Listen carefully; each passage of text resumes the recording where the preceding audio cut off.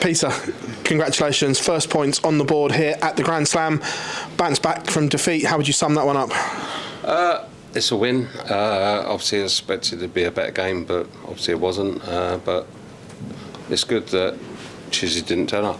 Otherwise, I'd be looking at the next game, two defeats. But now, I'm in with a chance. Yes, obviously I'd like to have a bigger win against him, but it didn't happen. But it's 2 points. Having lost your opening game, what was the pressure like going into this one, having to win? There was no pressure at all. It was just like, I'll go right. If I lose, I lose, and then I'll go home Wednesday. It's not a problem, and I got longer to prepare for the Worlds. So, no pressure. Stowe once took you a bit by surprise in his performance yesterday. He played some fantastic stuff. Were you aware of how good and the levels he could hit?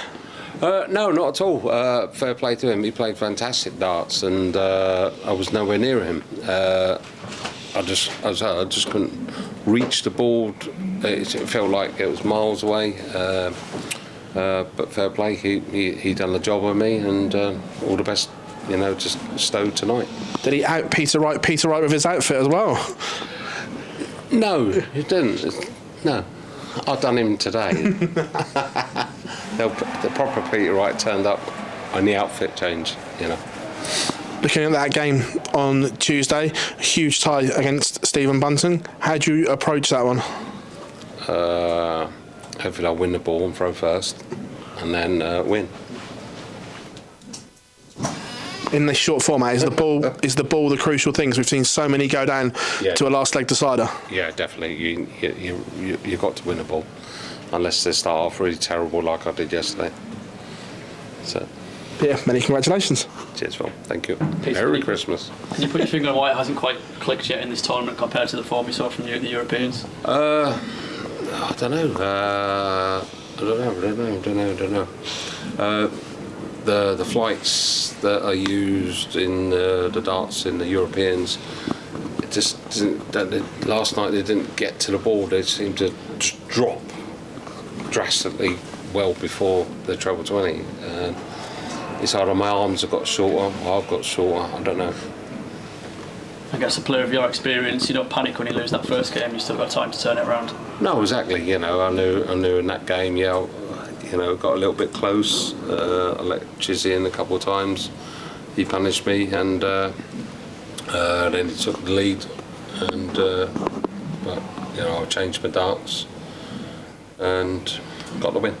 Given that we're not going to see you in Minehead, is there a bit more pressure to perform in this tournament, given the gap between this and the Worlds that you'll have? No, not really. It's all about the World Championships. If I take this one on the way through, happy days. But if not, I don't care.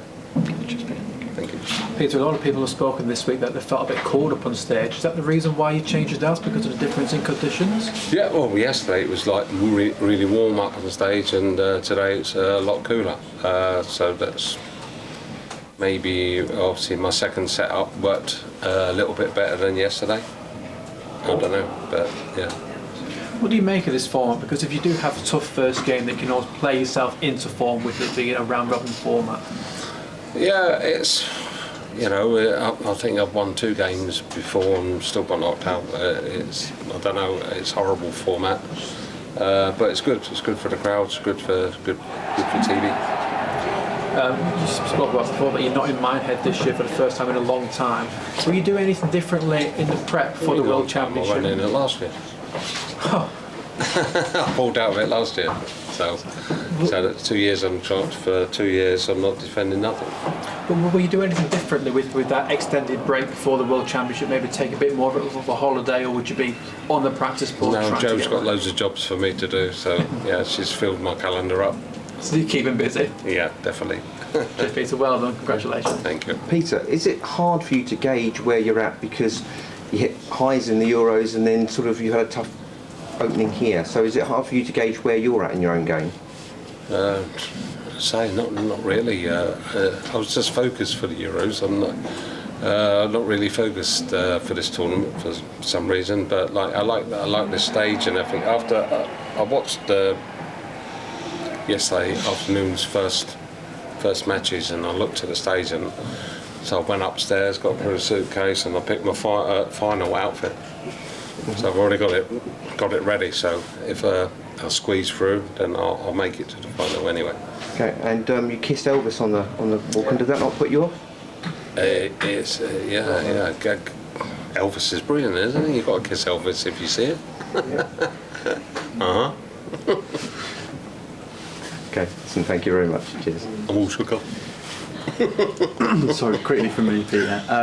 You mentioned the Worlds a few times there. What sort of importance does it have at this stage of the year? Because you've had such successful seasons in it. Is it all you think about coming at the back end of the year? It's what every dart player dreams of, to being a world champion, and the prize money and what comes with it afterwards is like what everyone wants to do. So I'm lucky enough to be double world champion, and I know what it takes to win it. So I'll be doing the right things. Them other players who haven't won it before, they'll still be searching things to make them a world champion. And do you use these tournaments maybe as a bit of practice for that Worlds? Obviously we saw Michael Smith go on, win here, then win in the Worlds. How much of a boost could it be winning here? Yeah, obviously it'll be a boost. But I've won the European, so that's a boost. And that was only a couple of weeks ago. So it helps mentally as a player. You see Gary Anderson win the Players' Championship and went on to win the Worlds. So it's these two tournaments and the Europeans are stepping stones for the World Championships. Spot on. Thanks, Peter. Thank you. Cheers, mate.